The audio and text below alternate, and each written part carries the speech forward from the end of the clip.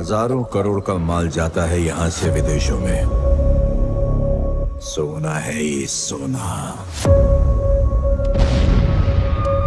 इज्जत करता है लोग आपकी, इज्जत नहीं करते हैं, डरते हैं सब। और डर की यही दिक्कत है, कभी भी खत्म हो सकता है।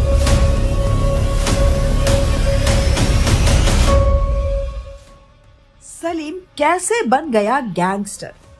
मिर्जा, जिन्हें सलीम के नाम से भी जाना जाता है, एक तमिल मुस्लिम था और 1960 और 1970 के दशक के दौरान भारत में अंडरवर्ल्ड के सबसे शक्तिशाली व्यक्तियों में से एक था। उसका जन्म तमिलनाडु में हुआ था और उन्होंने बॉम्बे में एक डॉक वर्क के रूप में अपराध शुरू किया। वो जल्दी से शहर के आपराधिक अंडरवर्ल्ड के रैंकों के माध्यम से ऊपर उठते हुए तस्करी, जबरन वसूली और अन्य अवैध गतिविधियों में शामिल होता गया।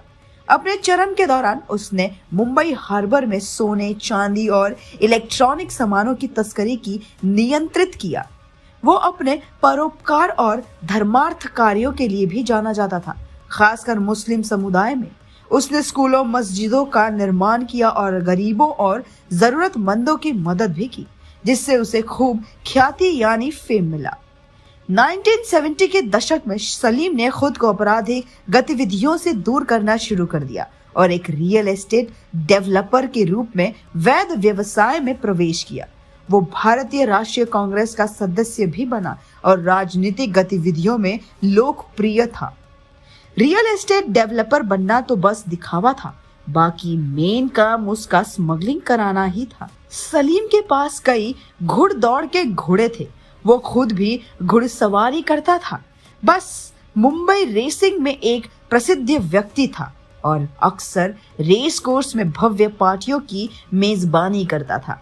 सलीम का जीवन और आपराधिक करियर भारत में कई किताबों और फिल्मों का विषय रहा है, लेकिन ये ध्यान देने योग्य है कि इन फिल्मों में उनका चित्रण पूरी तरह से सटीक नहीं था और इसे उसके जीवन के सही प्रतिनिधित्व के रूप में नहीं लिया जाना चाहिए, क्योंकि एक अपराधी कितना भी धार्मिक काम क्यों न कर ले, उसका अपराध छुपाया नहीं जा सकता।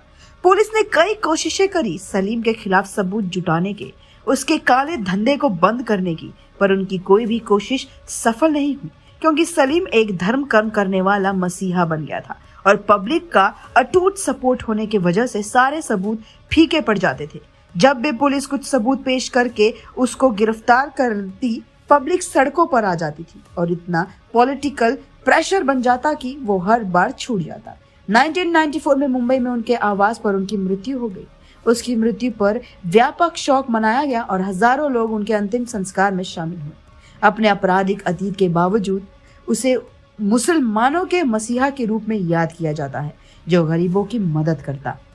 अभी कुछ ही महीनों से ऐसी ही गैंगस्टर की एक कहानी आपको KGF चैप्टर 3 में देखने को मिलने वाली है।